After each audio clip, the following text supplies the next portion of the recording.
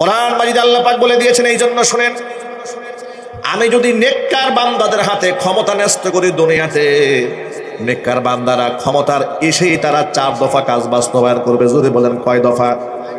আর জোরে। এটা আমার বানানো কথা নয়, এটা সূরা নামলের মধ্যে আল্লাহ পাক নিজে বলেছেন আপন ভাষায়। আল্লাহ পাক বলেন, আল্লাযীনা ইম্মাক্কান্নাহুম ফিল আরদি আকামুস সালাতা ওয়া আতাউয যাকাতা ওয়া আমারু বিল মা'রুফি ওয়া নাহাউ আনিল মুনকার। আমি যদি নেককার বান্দাদেরকে ক্ষমতার মসনদ দেই, জমিনের মধ্যে ক্ষমতার মসনদে বসে মন গড়া দেশ সমাজ রাষ্ট্র তারা পরিচালনা করবে না, তারা 1 নাম্বার কাজ যেটা বাস্তবায়ন করবে সেটা হচ্ছে অবশ্যই আমি তাদেরকে যে তারা আকামুস সালাতা, জমিনের মধ্যে তারা নামাজ কায়েম করবে। জোরে বলেন সুবহানাল্লাহ। ওয়া আতাউয যাকাত, এরা যাকাত এই জমিনের মধ্যে প্রতিষ্ঠিত করবে। ওয়া আমারু বিল মা'রুফ, এরপরে এরা সৎ কাজের আদেশ দেবে। ওয়া নাহাউ আনিল মুনকার, জোরে বলেন আল্লাহু আকবার। এর জোরে বলেন আল্লাহু আকবার। ওয়া নাহাউ আনিল মুনকার, এই সমাজের মধ্যে তারা সৎ কাজের আদেশ দেবে, অসৎ কাজ থেকে মানুষদেরকে নিষেধ করবে। ইমানদার বান্দাদেরকে ক্ষমতার মসনদ দিয়ে দিলে, এটা আল্লাহ পাক সূরাতুল হজ্জের 41 নম্বর আয়াতের মধ্যে বলেছেন। জোরে বলেন সুবহানাল্লাহ। সূরা হজ্জের 41 নম্বর আয়াতে বলেন, আল্লাযীনা ইম্মাক্কান্নাহুম ফিল আরদি, জমিনে যদি আমি ক্ষমতার মসনদ দেই ইমামদারদেরকে, 1 নাম্বার কাজ করবে আকামুস সালাহ, নামাজ কায়েম করবে। 2 নাম্বার ওয়া আতাউয যাকাত, যাকাত আদায় করবে। 3 নাম্বার ওয়া আমারু বিল মা'রুফ, মানুষদেরকে সৎ কাজের আদেশ দেবে। 4 নাম্বার ওয়া নাহাউ আনিল মুনকার, অসৎ কাজ থেকে মানুষদেরকে নিষেধ করবে। ওয়ালিল্লাহি আকিবাতুল উমুর, মানুষের কর্মের ফল সেটা কার হাতে? জোরে বলেন, আরো জোরে বলেন। মহান আল্লাহ পাকের হাতে, চূড়ান্ত ফয়সালা আল্লাহ পাকের হাতে। দেখুন যে নামাজের মতো গুরুত্বপূর্ণ ইবাদতটা ইমামদার ব্যক্তিরা ক্ষমতার মসনদে বসলে সমাজে কায়েম করবে। আপনাদেরকে ছোট্ট করে যদি একটা প্রশ্ন করি, ইনসাফের সাথে জবাব দেবেন। এই যে আমাদের সমাজের মধ্যে যত ভাই ব্রাদার আছে, বন্ধু বান্ধবরা আছে, আমরা মুসলমান, সবাই যদি জামাতের সাথে মসজিদে গিয়ে নামাজ আদায় করে, এই সমাজের মধ্যে শান্তি কমবে না বাড়বে? আরো জোরে বলেন। অশান্তি কি কমে যাবে না বেড়ে যাবে? অশান্তি কমে যাবে, শান্তি বেড়ে যাবে, মানুষের হৃদয়ে দূরত্ব কমে যাবে, ভ্রাতৃত্ব মোহাব্বত তৈরি হবে। ঠিক না? এই যে বাংলা ভাষায় প্রচলিত একটা কথা আছে না ভাই, কায়া দেখলে মায়া বাড়ে। মানুষের সাথে দৈনিক 5 বার আপনার লোকদের সাথে দেখা সাক্ষাৎ হচ্ছে, আপনার মধ্যে শত্রুতা হবে কেন? আপনি দৈনিক পাশাপাশি বসছেন, সালাম কালাম করছেন, মুসাফা করছেন, মুআলাকা করছেন, আদান প্রদান করছেন, শত্রুতা তো থাকার কথা নয়। ঠিক না? ঠিক। আর যদি এমন হয় যে এই বছরে একবার নামাজে যায় না, ইনিও বছরে একবার নামাজ যায় না, এই লোক 2 লোক দাঁড়াইছে নির্বাচনে, ঠিক না? ঠিক বলেন। এও বেনামাজি, উনিও বেনামাজি, 2 জনে, একজনে আলু মার্কা, একজন পটল মার্কা নিয়ে দাঁড়াইছে। এখন সারা বছর এই লোকের সাথে কোনো মুআমালাত নাই, মুআশারাত নাই, মোহাব্বত নাই, সালাম কালাম নাই, ভালোবাসা নাই, একজন আরেকজনকে পছন্দ করার কথা না, শত্রু হয়ে যাবে। তখনই এই মুর্শিদ হাটে ঝগড়াটা লাগবে। ঠিক না? ঠিক বলেন। ঝগড়া তো এমলাই লাগে না, হৃদয়ের দূরত্ব তৈরি হয়েছে মোহাব্বতটা থাকার কারণে। এই মোহাব্বত তৈরি করতে গেলে মুসলমানকে 5 ওয়াক্ত জামাতে শামিল হতে হবে। আল্লাহ কবুল করে, জোরে করে আমিন। আচ্ছা, এটা যদি রাষ্ট্রীয়ভাবে কার্যকর করা হয় যে হ্যাঁ মুসলমানরা সব নামাজে যাবে, এটা দেখি আমাদের আপত্তি থাকার কথা আছে? এটা কি ভালো জিনিসটা খারাপ জিনিস? কোরআন মাজিদ আল্লাহ পাক বললেন, ইন্নাস সালাতা তানহা আনিল ফাহশাই ওয়াল মুনকার, নিশ্চয় নামাজ মানুষকে সব ধরনের অন্যায় এবং অশ্লীল কাজ থেকে বিরত রাখে। এখন এই সমাজের মধ্যে যদি আমরা চাই সুদ বন্ধ হয়ে যাক, ঘুষ বন্ধ হয়ে যাক, মানুষের হৃদয়ের দূরত্ব কমে যাক, ইনসাফ তৈরি হোক, তাহলে সমাজের মধ্যে নামাজ প্রতিষ্ঠার বিকল্প কোনো রাস্তা নাই। আর এটাই হচ্ছে শরীয়তের আইন। আর এই শরীয়তের আইন বান্দার জন্য আল্লাহ কত সহজ করে দিয়েছেন। সুস্থ মানুষ দাঁড়িয়ে নামাজ পড়বে, দাঁড়িয়ে পড়তে না পারলে বসে পড়বে, বসে না পড়লে বান্দা শুয়ে শুয়ে আল্লাহর ইবাদত করবে। বান্দা ওযু করবে পানি দিয়ে, বান্দা যদি অসুস্থ হয়ে যায় মাটি স্পর্শ করে মাসাহ করবে, আল্লাহ পাক তারে পবিত্র বানিয়ে দিবে। আল্লাহ পাক তো সব জায়গায় সহজ করে দিয়েছেন শরীয়ত। এখন আপনারা বলেন শরীয়ত কি সহজ না কঠিন? আরো যাবে সহজ না কঠিন? নামাজ যেটা 1 নাম্বার ইবাদত, সেটাই যদি এত সহজ হয়, তো বাকিগুলা তো আর কঠিন হওয়ার কোনো কারণ নাই। এরপরে দেখেন নামাজের পরের স্থানটা আছে যাকাত। নামাজের পরের স্থানটা কি? যাকাত। এই যাকাত সংক্রান্ত কোরআন মাজিদে 32টা আয়াতে আল্লাহ পাক যাকাতের আলোচনা করেছেন। আবার সাথে সাথে নামাজ এবং যাকাত একসাথে উল্লেখ করেছেন 27টা আয়াতে। যেই যাকাত এত বড় গুরুত্বপূর্ণ ইবাদত, নবী করিম সাল্লাল্লাহু আলাইহি সাল্লামকে আল্লাহ পাক ঘোষণা করলেন, ও আমার হাবিব, খুয মিন আমওয়ালিহিম সাদাকাতান তুতাহহিরুহুম ওয়া তুযাক্কিহিম বিহা। ও নবীজি, আপনি ধনীদের কাছ থেকে আপনি যাকাত গ্রহণ করেন। ওই যাকাত আপনি গ্রহণ করার পর তুতাহহিরুহুম ওয়া তুযাক্কিহিম বিহা, আপনি যাকাত গ্রহণ করার মাধ্যমে আপনি ওদেরকে পাক বানাবেন, ওদের সম্পদগুলোকেও পাক করে দিবেন, ওদের আত্মাগুলোকেও পাক বানিয়ে দিবেন। জোরে কোন সুবহানাল্লাহ। ওয়াসাল্লি আলাইহিম, আপনি এই সম্পদশালী ব্যক্তিদের জন্য দোয়া করেন। ইন্না সলাতাকা সাকানুল লাহুম, আপনার দোয়া তাদের আত্মতৃপ্তির কারণ হবে, শান্তির কারণ হয়ে যাবে। আল্লাহু সামিউন আলিম, আমি আল্লাহ পাক সর্বজ্ঞ সর্বশ্রোতা, আমি সব শুনতে পাই, আমি কিন্তু সব কিছুই জানি। এই যাকাতের কথা আল্লাহ পাক বললেন যে আপনি ধনীদের কাছ থেকে যাকাত নেন। হুজুর বললেন, তুখাদু মিন আগনিয়াইহিম ওয়া তুরাদ্দু আলা ফুকারাইহিম, নেওয়া হবে ধনীদের কাছ থেকে, দেওয়া হবে গরিবদের মাঝে, বন্টন করা হবে। কেন?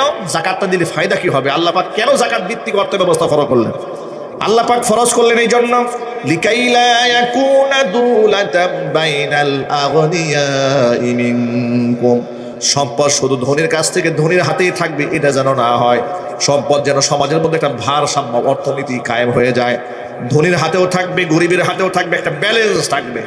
এখন তো সমাজের মধ্যে সুদ ভিত্তিক অর্থ ব্যবস্থা চালু থাকার কারণে সমাজে যেই ব্যক্তি ধনী তার টাকার কোনো অভাব নেই, আর যে গরিব এর থাকার কোনো জায়গাও নেই। ঠিক না? ঠিক বলে, যে গরিব সে অতি গরিব, আর যে ধনী সেই ব্যক্তি অতিরিক্ত ধনী। এই যে দেখেছেন না আপনারা, সমাজের কত বিত্তশালী মানুষ আছে, হাজার হাজার কোটি টাকা চুরি করেছে। ঠিক না? দুঃখজনক একটা বাস্তবতা বলি আপনাদেরকে, আগামী নির্বাচন উপলক্ষে কে কয় টাকার মালিক সেটা হলফনামায় লিখতে হয়েছে। কারো কোনো ঋণ খেলাপি আছে কিনা, ব্যাংকের কোনো বাকি বাক্যা আছে কিনা, এটা লেখা হয়েছে। দেখলাম বেশ কিছু প্রার্থী, কোন দলের নামটা বললাম না, বিশাল মোটা অঙ্কের ঋণ খেলাপি। তাহলে যেই লোকটা ঋণ খেলাপি আছে, আপনারাই বলেন, আপনার বিবেক কি বলে? ব্যাংকের 800 কোটি টাকা সে দেয় নাই, মেরে দিয়েছে, এখন তার কাছে পাবে। সেই লোকটা কি এমপি হওয়ার খুব দরকার বাংলাদেশে? একটু জোরে বলেন ভাই। মানে যে যত বড় লিডার হোক না কেন, তারা যদি এমপি বানান, তার মৃত্যুর আগ পর্যন্ত এই ঋণ সে আর দিবে। যখন ক্ষমতায় নাই তখনই দেয় না, ও যদি ক্ষমতায় যায়, ব্যাংকের লোকের টাকা চাইতে যায়, ওর ডান্ডা বাহিনী আছে না, গুন্ডা বাহিনী, যে ব্যাংকের অফিসারকে ঠ্যাং ভাঙে দিবে। ঠিক না? চিল্লে বলে। এই জন্য সমাজের মধ্যে দুর্নীতিবাজ, মাস্তান, খুনি, অসৎ লোকেরা নেতৃত্বে যেন আসতে না পারে, এই জন্য সরকারকে উদ্যোগ গ্রহণ করা দরকার। ঠিক না? ঠিক। কিন্তু আশ্চর্য ব্যাপার, দেখলাম ঋণ খেলাপিদের পক্ষে ঢাকা শহরে রাস্তা অবরোধ করছে। আশ্চর্য কারবার, যেই লোকটা সারাসার ঋণ খেলাপি, ব্যাংকের টাকা মেরে দিয়েছে, তুমি তার পক্ষে দাঁড়াও কেন? তুমি কি চোরের পক্ষে দাঁড়াতে চাও, গুন্ডাদের পক্ষে দাঁড়াতে চাও? এই বাংলাদেশে আমরা ইনসাফ কায়েম করতে চাই, কথা বলতে হবে। ঠিক না? ঠিক। তুমি কার পক্ষে দাঁড়াও যুবক? তুমি দাঁড়াবে ইনসাফের পক্ষে, দাঁড়িয়ে যাও। তুমি শহীদ উসমান হাদির মতো দাঁড়িয়ে যাও, জালেমদের বিরুদ্ধে দাঁড়াও, জালিমের চোখে চোখ রেখে কথা বলো, ইতিহাস হয়ে থাকবে হাজার বছর। ঠিক না? ঠিক।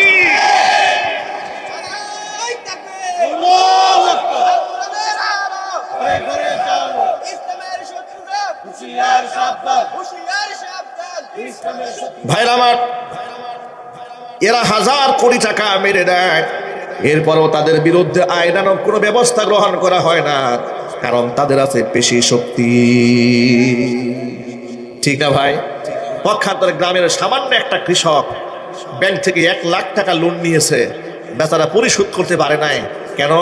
সে কৃষকের ক্ষেত খামার করে ক্ষতিগ্রস্ত হয়ে গেছে, বাড়িটা বন্ধক রাখছিল ব্যাংক কর্তৃপক্ষ দুর্বলের উপর। আহারে, আইন কাকে বলে, কত প্রকার এবং কি কি, বেটাকে বাড়ি থেকে বের করে দিয়েছে। ঠিক না? ঠিক। 2 লাখ টাকার জন্য বাড়ি থেকে তাড়িয়ে দিয়েছে, আরেকজনে 800 কোটি টাকা মারছে, ওরে গিয়ে ছাড় বল। এই দেশে আপনি কিভাবে ইনসাফ কারবেন বলেন আপনারা? এই জন্য সমাজের ওই সমস্ত মাস্তান, ডাকাত, খুনিরা শরিয়া চায় না। কথা ঠিক না? ঠিক।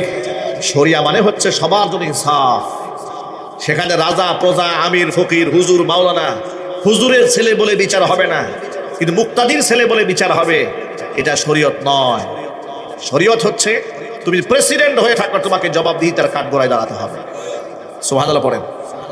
এখন বৈশ্বিক রাজনীতিতে চলমান যে রাজনীতি, এই রাজনীতির সাথে কোরআনের রাজনীতির পার্থক্যটা কোন জায়গায়, বা রাষ্ট্র যদি কোরআন সুন্নাহ দিয়ে চলে পার্থক্যটা কোন জায়গায়? এর মধ্যে কয়েকটা মৌলিক পার্থক্য আছে। এর মধ্যে এক নম্বর মৌলিক পার্থক্য যেটা, সেটা হচ্ছে গণতান্ত্রিক সিস্টেমে রাষ্ট্র পরিচালনা হচ্ছে বর্তমানে মনে করা হয় এটা যে সার্বভৌমত্বের মালিক হচ্ছে জনগণ। এটা চলমান রাজনীতির ভাষা। সার্বভৌমত্বের মালিক জনগণকে পরিজ্ঞান করা হয়।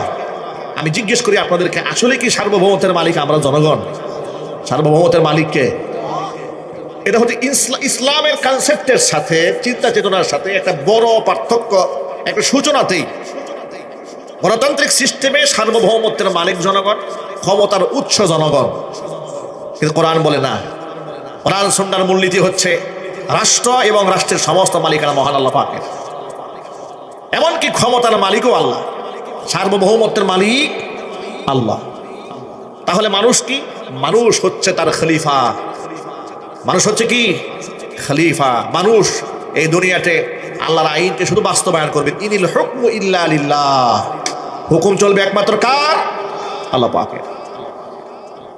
এবার শোনেন, প্রচলিত সমাজ ব্যবস্থার সাথে শরীয়তের মূলনীতি কোন জায়গায় পার্থক্য আছে? প্রচলিত সমাজ ব্যবস্থার মধ্যে আইন কাকে বলা হয়? আইন হচ্ছে আদালতে যে রায় দেয়, এটা আইন। এরপরে সাংসদ যারা আছে সম্মিলিতভাবে যেটা বলে সেটা হলো আইন। এরপরে সংবিধানের মধ্যে যেটা থাকে সেটা হলো আইন। এটা হচ্ছে প্রচলিত সমাজ ব্যবস্থা। সংবিধানে যা থাকবে সেই আলোকে রাষ্ট্র চলবে, গেল এক নম্বর মূলনীতি। কোর্টে যেটা আইন পাশ হয় তার মধ্যে রাষ্ট্র চলবে, দুই নম্বর মূলনীতি। তিন নম্বর, সাংসদ যারা মেম্বার অফ পার্লামেন্ট, যাদেরকে আপনার নির্বাচিত করে আপনারা পাঠিয়ে দিবেন জাতীয় সংসদে, তারা সকলে মিলে তাদের মন মতলব অনুযায়ী অধিকাংশ মানুষ যেই পক্ষে রায় দিবে সেটা আইন হয়ে যাবে। এটা হচ্ছে প্রচলিত সিস্টেম। আর শারঈ সিস্টেমের মূলনীতি হচ্ছে যে না, শারঈ সিস্টেমের মূলনীতি হচ্ছে কোরআন, সুন্নাহ, ইজমা, কিয়াস। কয়টা মূলনীতি? আরো জোরে বলেন। কোরআন, সুন্নাহ, ইজমা, কিয়াস। এই চারটা হচ্ছে শরীয়তের মূলনীতি। এই চারটা হবে রাষ্ট্র পরিচালনার মূলনীতি। আল্লাহু আকবার বলেন। আরেকটা পার্থক্য হচ্ছে ইসলামিক রাষ্ট্র ব্যবস্থায় কোরআন, সুন্নাহ, ইজমা, কিয়াস এগুলো কোনো পরিবর্তন হবে না, অপরিবর্তনীয়। কারণ কোরআন তো আল্লাহ নাজিল করেছেন, হাদিস আল্লাহর পক্ষ থেকে এসে রসুলের ভাষায় এসেছে, সেখানে আমাদের হাত দেওয়ার কোনো জায়গা নাই। পক্ষান্তরে প্রচলিত সিস্টেমে মানুষ ইচ্ছা করলেই সংবিধানের আইনগুলো পরিবর্তন করে। মানুষের গণভোট, এই যে সামনে গণভোট আসতেছে, বলা হচ্ছে জুলাই সনদের জন্য গণভোটকে হ্যাঁ বলুন। অবশ্য আমরা হ্যাঁ বলবো, বলেন ইনশাল্লাহ। যদি বলেন ইনশাল্লাহ, অবশ্য আমরা হ্যাঁ বলবো। আপনি বলবেন হ্যাঁ বললে কি খেলাফত কায়েম হয়ে যাবে? না, হ্যাঁ ভোট হলে বাংলাদেশের নতুন একটা সিস্টেম চালু হবে, এবং ইনশাল্লাহ এর মধ্য দিয়ে এই বাংলাদেশের যে জুলম ছিল, শোষণ ছিল, স্বৈরতন্ত্র ছিল, তার কবর রচিত হবে, এবং ইনসাফের বাংলাদেশের সূচনায় বাংলাদেশ পা রাখবে, এবং পরবর্তী বাংলাদেশ আমরা পর্যায়ক্রমে কোরআন সুন্নাহর দিকে এগিয়ে নিয়ে যাবো ইনশাআল্লাহ। বলেন ইনশাআল্লাহ। সেটা সুদীর্ঘ সাধনার ফসল হবে।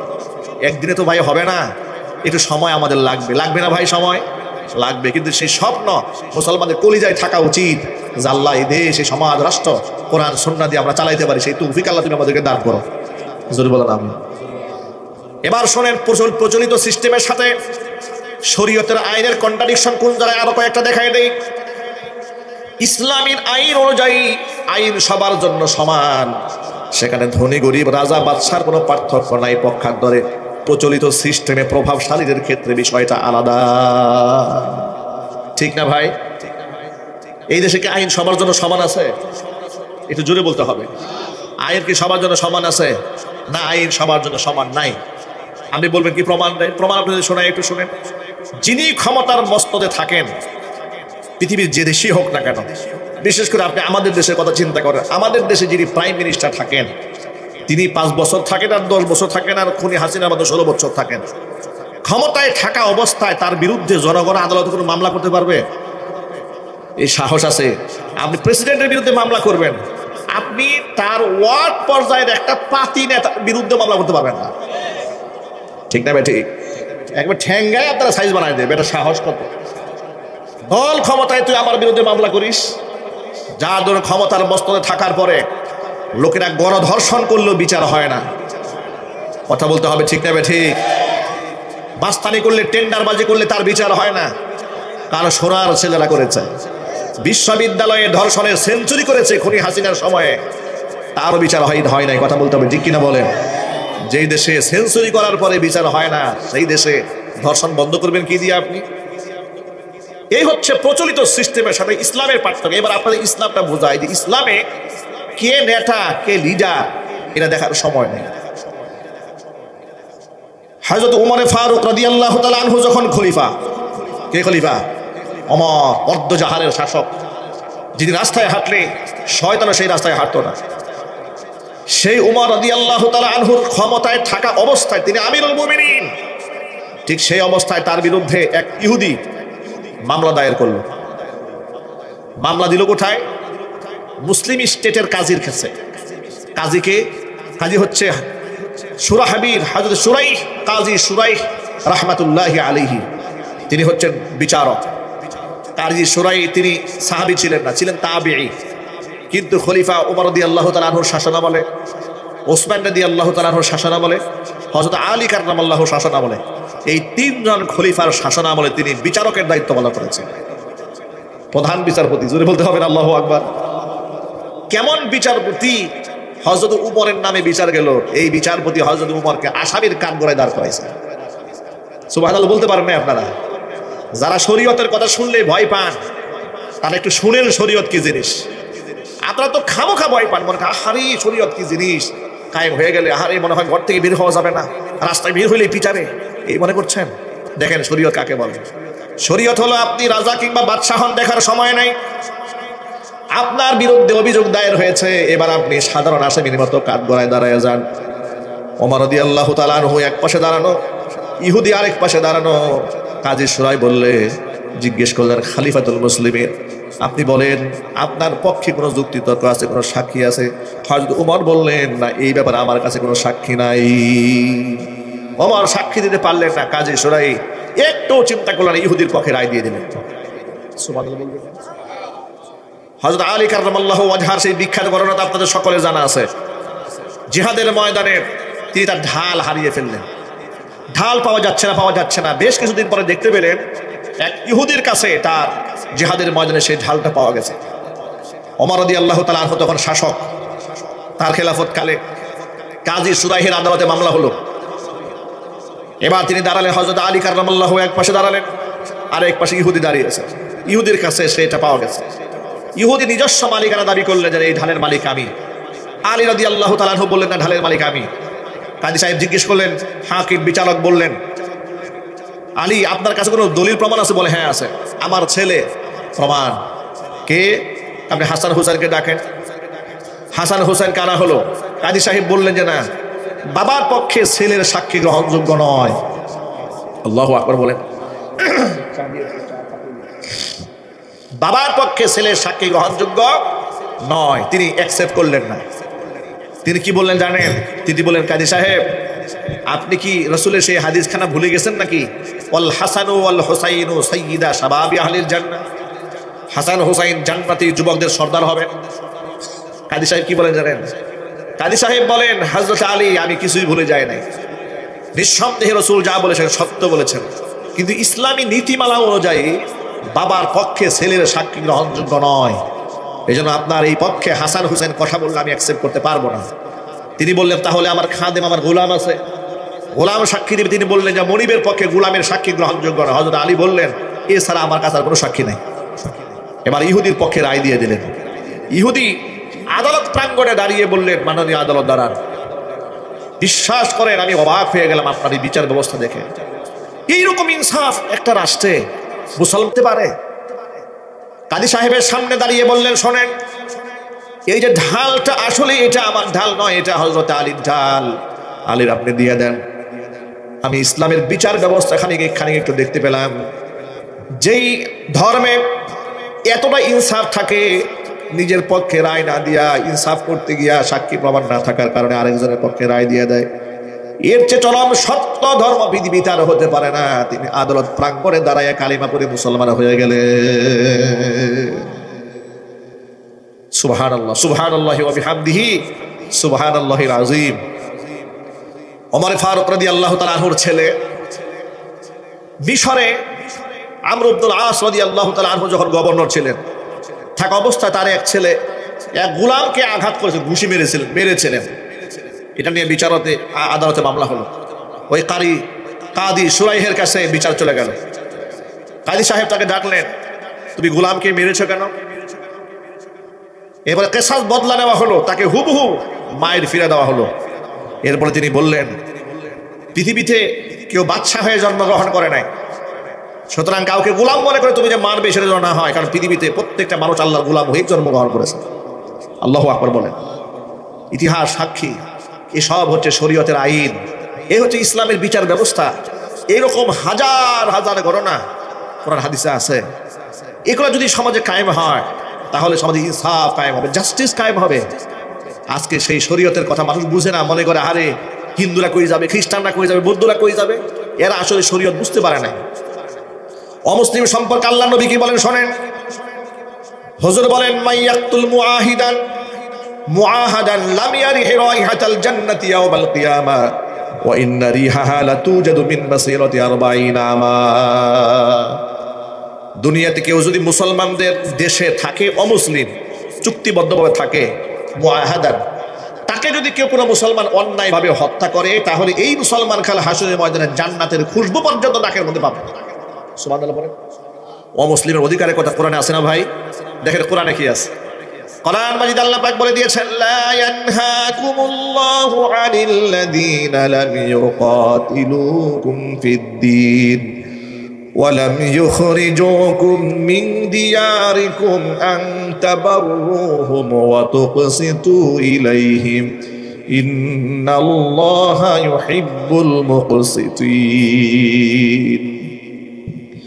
ওই সমস্ত অমুসলিম যারা তোমাদের সাথে ধর্মীয় যুদ্ধে লিপ্ত হয় নাই, তোমাদের এলাকা ছেড়ে বেরও করে দেয় নাই, নিরীহ অমুসলিমদের সাথে ইনসাফ করতে আমি আল্লাহ পাক তোমাদেরকে বারণ করি না, এদের সাথে ভালো ব্যবহার করতেও নিষেধ করি না, বরং এদের সাথে ইনসাফ করো। ইন্নাল্লাহা ইউহিব্বুল মুকসিতিন, অবশ্যই ইনসাফকারীদেরকে আমি আল্লাহ বড্ড ভালোবাসি। আল্লাহ পাক অমুসলিমদের সাথে ভালো আচরণ করতে বলেছেন কোরআনে। এরপর আল্লাহ পাক বলেছেন, লা ইকরাহা ফিদ-দীন, জবরদস্তি করে অমুসলিমকে মুসলিম বানানো যাবে না। অন্য আয়াতে আল্লাহ পাক বলেছেন, ওয়ালা তাসুব্বুল্লাযীনা ইয়াদউনা মিন দুনিল্লাহ ফায়াসুব্বুল্লাহা আদুওয়ান বিগাইরি ইলম। তোমরা অমুসলিমরা যে সমস্ত দেবদেবীর পূজা করে, অর্চনা করে, এদেরকে তোমরা গালি দিও না। অজ্ঞতা সারে ওরা তোমরা আল্লাহর গালি দিয়ে বসবে। দেখুন, অমুসলিমদের তাদের ধর্মীয় অধিকারের ব্যাপারে নিশ্চয়তা দেওয়া হয়েছে, তাদের জানমালের নিশ্চয়তা দেওয়া হয়েছে, তাদের অধিকারের ব্যাপারে কথা বলা হয়েছে, তাদেরকে হত্যা করলে জান্নাতে যাওয়া যাবে না বলে হুঁশিয়ার উচ্চারণ করা হয়েছে। আল্লাহু আকবার বলেন। এমনকি মানুষ হিসেবে রাসূল অমুসলিমকে কত সম্মান দিয়েছেন। আনাস ইবনে মালিক বলেন, এক জায়গায় আমরা বসে আছি, এমন সময় হুজুরের সামনে দিয়ে একটা লাশ যা গেল, ইহুদির লাশ। রাসূল সেই লাশ দেখে দাঁড়িয়ে গেলেন। আনাস ইবনে মালিক বলেন, আমরা জিজ্ঞেস করলাম, ইয়া রাসূলুল্লাহ, সে তো একটা ইহুদি মানুষ, তাকে দেখো আপনি দাঁড়ালেন। হুজুর বললেন, ইহুদি হলে কি হবে, সে কি মানুষ নন? আমি তাকে মানুষ হিসেবে সম্মান দিয়েছি। আল্লাহ নবী সাল্লাল্লাহু আলাইহি সাল্লাম গোটা বিশ্ববাসীর জন্য এক অনুপম আদর্শ রেখে গিয়েছেন। এই যা বললাম এগুলো হচ্ছে সব শরীয়তের বিধান। সব কিসের বিধান জুড়ে বলেন তো ভাই? শরীয়তের বিধান। এরপরে আপনি দেখেন, ব্যবসা বাণিজ্য পরিচালনা করতে যাবেন, শরীয়ত শুধু নামাজের কথা বলে নাই, রোজার কথা বলে নাই, শুধু হজ যাকাতের কথা বলে নাই। শরীয়ত গোটা জীবন ব্যবস্থা দিয়েছে আপনাকে। আল্লাহর নবী স্পষ্ট জানিয়ে দিয়েছেন, মান গাশশা ফালাইসা মিন্নি, যে মানুষকে ধোঁকা দেয় সেই ব্যক্তি আমি মুহাম্মদ সাল্লাল্লাহু আলাইহি ওয়াসাল্লামের উম্মতের অন্তর্ভুক্ত নয়। ধোঁকা দিতে পারবেন না।